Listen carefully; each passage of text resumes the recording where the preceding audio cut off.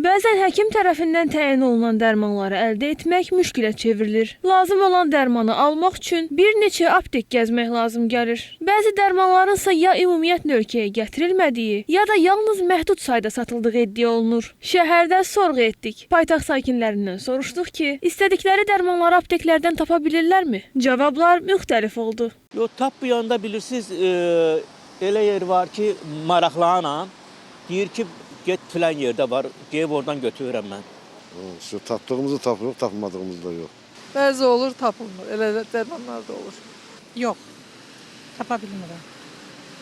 Özdə çox bahadır dərmanlar. Ümumiyyətlə eyni dərmanlar bütün dükanlarda var, amma tapılmayan dərmanlar da var. Tapılmayan dərmanlarımız çoxdur.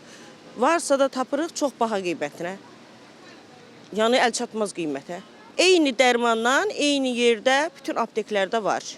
Amma bizə lazım olan dərmanlardan yox. Biri deyir ki, belə bu dərman yaxşıdır, biri deyir o dərman yaxşıdır. İndi əvəzəçisini verirlər.